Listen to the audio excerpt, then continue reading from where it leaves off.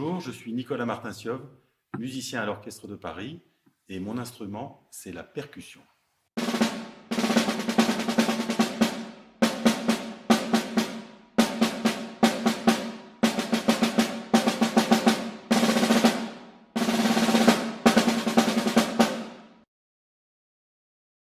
La percussion, c'est une famille infinie, puisque chaque pays a ses instruments traditionnels. Aujourd'hui, on n'a pas suffisamment de temps pour parler de tous ces instruments. Moi, je vais vous parler des instruments que l'on joue à l'orchestre. On peut les regrouper en plusieurs familles. La famille des pots, par exemple, c'est celle de cet instrument, la caisse claire, la grosse caisse, les timbales, mais on a aussi la famille des claviers, avec le vibraphone, le xylophone, tous les instruments qui ont la forme d'un clavier, comme un piano. On peut aussi parler des métaux, tous les instruments qui sont en métal, comme les cymbales, les gongs, les tam-tams, etc., etc. Donc on a différentes familles dans les percussions.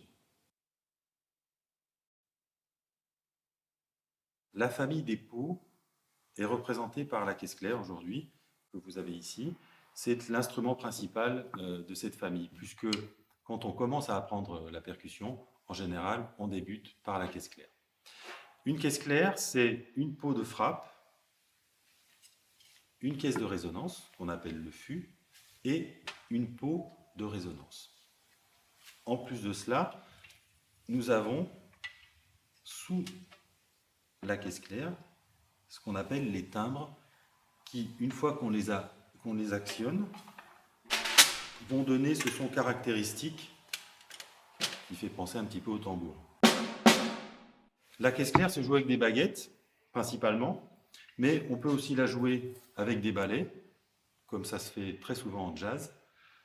On peut la jouer avec les mains. Quand on commence à apprendre la percussion, on utilise une paire de baguettes, une dans chaque main évidemment. Et la première chose que l'on va apprendre, c'est à faire rebondir la baguette sur la peau, et c'est ce qui va créer le son de la caisse claire.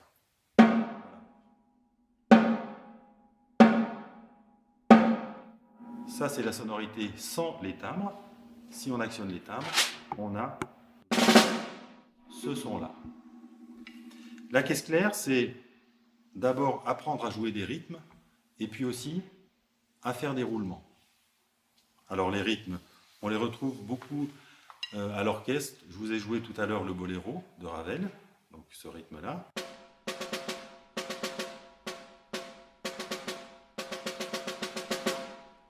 Ça peut être aussi des petites marches militaires très utilisées par les compositeurs parce qu'elles donnent tout de suite une couleur particulière. Chez Prokofiev, par exemple, dans le lieutenant Kijé, ça commence par une petite marche militaire.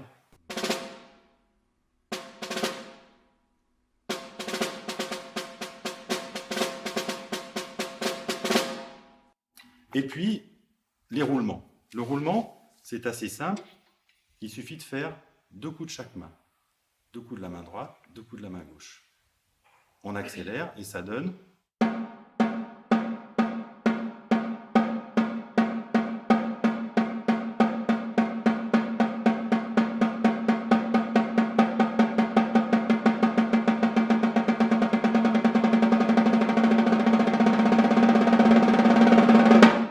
La caisse claire, c'est aussi l'instrument principal de la batterie.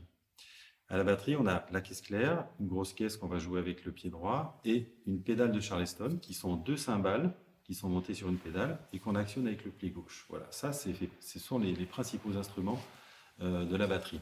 Et à la batterie, en jazz particulièrement, on utilise les balais. Voilà. Alors les balais, ça permet d'avoir un son plus doux et plus continu.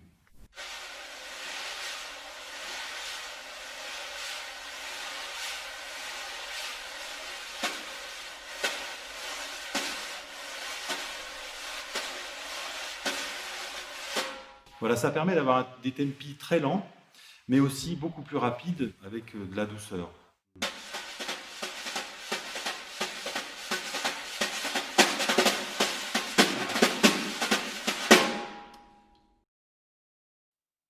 Les instruments à clavier sont constitués de lames, un petit peu comme le piano. Le piano, ce sont des touches. Vous avez les touches blanches et les touches noires. Ici, cet instrument-là, qui est un xylophone, a des lames blanches et des lames noires. Évidemment, elles ne sont pas blanches ni noires, mais c'est comme sur le piano. Les lames noires, ce sont celles-ci. Voilà. Et les touches blanches. Le xylophone est un instrument qui est fait en bois. Plus particulièrement, celui-ci, il est en palissandre, qui est un bois rare. On a aussi des instruments qui sont en métal, comme le vibraphone et le glockenspiel, qui sont beaucoup plus résonnants. À l'orchestre, il y a un solo qui est très connu, de Camille Saint-Saëns, tiré du Carnaval des animaux.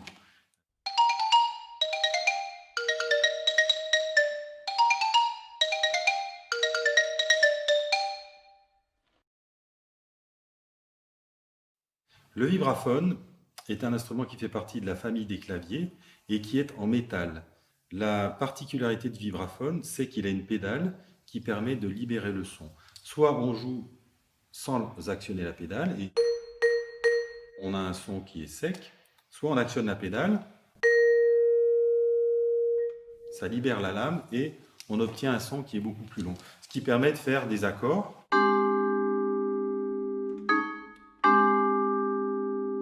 courts ou longs, exactement comme au piano. Tous les claviers sont constitués de lames, mais aussi de résonateurs.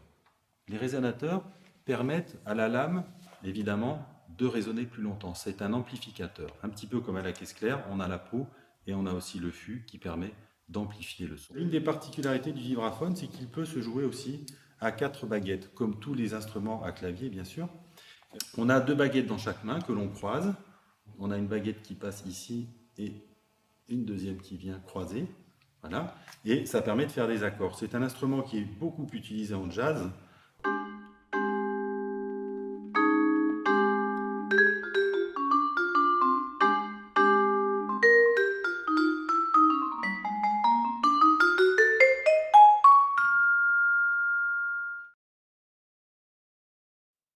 À l'orchestre, il y a une famille d'instruments que l'on utilise beaucoup. Cette famille, c'est la famille des accessoires. Parmi les accessoires, il y a un instrument que tout le monde connaît, qui s'appelle le triangle. Alors le triangle, c'est un instrument très pratique parce que il tient dans la poche. Voilà. On peut voyager avec, c'est facile, c'est pas très lourd. Celui-ci, c'est un tout petit triangle. Mais on a des triangles de toutes les tailles, de toutes les matières, évidemment toujours en métal, d'un alliage particulier. Celui-ci, c'est un des triangles que l'on utilise le plus à l'orchestre. Le triangle, c'est un instrument qui est génial parce qu'on peut faire plein de choses avec. On peut aussi bien avoir des sons très précis que des sons beaucoup plus diffus. Voilà.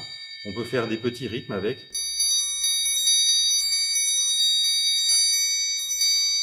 Tout est possible. On fait des roulements pour dire à la soupe, par exemple. Voilà, les compositeurs l'ont énormément utilisé pour un petit éclair de lumière, pour la baguette magique, le coup de baguette magique. Le tambour de basque, c'est un instrument qui est fait d'une peau et de petites cymbalettes. Voilà. Et quand on le joue, on a ce son qui est particulier. Là aussi, les compositeurs l'ont énormément utilisé. Par exemple, dans Carmen, vous avez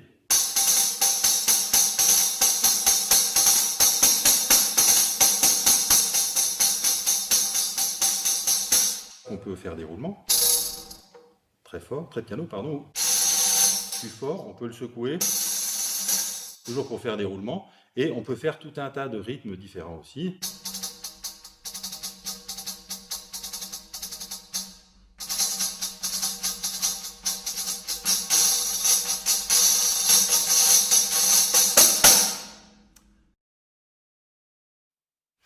Les castagnettes, là aussi un instrument traditionnel, beaucoup utilisé par les compositeurs évidemment pour donner la couleur espagnole. Par exemple, Tchaïkovski, qui n'est pas très espagnol, l'a utilisé dans la danse espagnole du lac des Cygnes.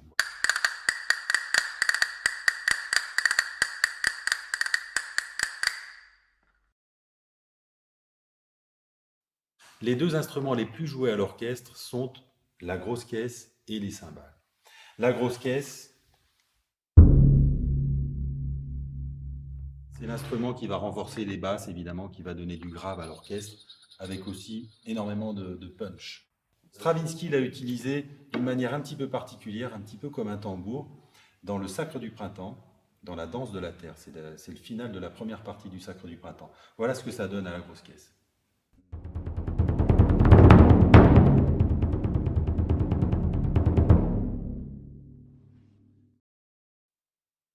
Les cymbales, ce sont des instruments qui font partie de la famille des métaux, évidemment, puisqu'ils sont en métal.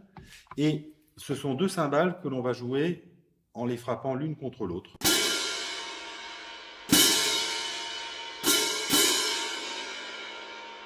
Ils sont toujours associés, quasiment tout le temps associés à la grosse caisse. C'est toujours la grosse caisse et les cymbales en même temps, la plupart du temps. Un autre instrument qui fait partie de la famille des métaux, c'est le tam-tam. Tout le monde l'appelle gong, mais il n'est pas tout à fait comme un gong, puisque le gong, lui, a un mamelon au milieu. Celui-ci n'en a pas. C'est la raison pour laquelle on dit tam-tam. Voici le son du tam-tam.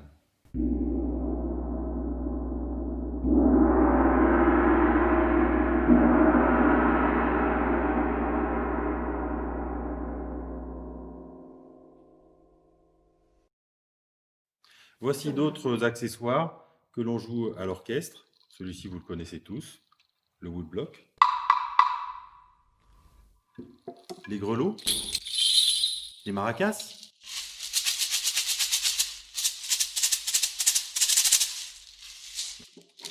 toutes petites maracas, et le güiro,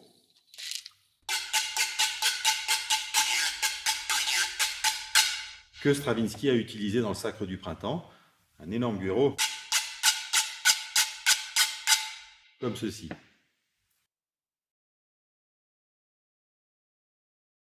J'ai commencé la musique par le piano, et quand on fait de la musique, il faut travailler régulièrement. Tous les jours, il faut travailler si on veut pouvoir progresser. Et moi, je ne travaillais jamais.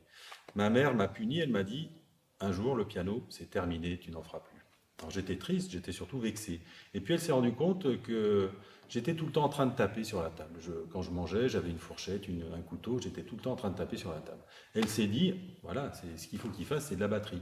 Elle m'a inscrit à un cours de batterie et j'ai adoré. Je me suis éclaté comme un fou. Donc j'ai commencé par la batterie et puis je suis venu ensuite plus tard aux percussions en allant au conservatoire. Je reconnais que je ne regrette pas parce que c'est toujours une passion et je travaille ma percussion tous les jours alors que je ne travaillais pas mon piano. Mon solo préféré, c'est une partie de caisse claire de la 7e symphonie de Dimitri Shostakovich. Alors pourquoi est-ce que c'est mon solo préféré? Tout simplement parce que c'est très difficile à jouer et que nous, les musiciens, on aime bien un petit peu les challenges. Voilà. Donc 7e symphonie de Shostakovich, c'est un petit peu comme le boléro de Ravel, c'est un solo, c'est un ostinato, c'est-à-dire un rythme qui se répète, qui se répète, qui se répète. Et on a un immense crescendo qui dure plusieurs minutes. Et la difficulté, c'est de commencer très piano et ce qui est plus difficile que dans le boléro, dans la 7e symphonie de Shostakovich, c'est qu'une fois que le grand crescendo s'est passé, on arrête de jouer et le mouvement se termine à nouveau par la caisse claire qui joue pianissimo et qui termine en disparaissant, comme si elle s'éloignait progressivement. Voilà, donc j'aime bien ce solo de la 7e symphonie de Shostakovich.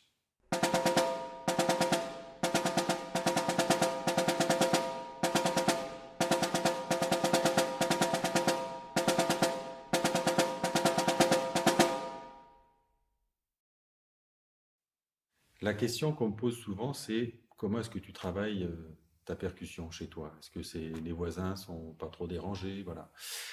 Eh bien, il faut savoir que pour travailler la percussion, il existe des instruments muets, c'est-à-dire qu'on peut travailler sa caisse claire sur ce qu'on appelle un pad ou un tambour muet. Et ça permet de s'échauffer, de se faire les poignets, de travailler la rapidité, tout ça, sans déranger les voisins. On peut aussi travailler des instruments comme le vibraphone ou le marimba qui sont beaucoup moins sonores que la batterie et la caisse claire par exemple. Voilà. Et puis il faut savoir que en étant dans un orchestre, on a une salle de jeu dans laquelle on s'amuse bien et qui nous permet de travailler notre instrument. Et là, on peut taper comme des fous sans déranger les voisins.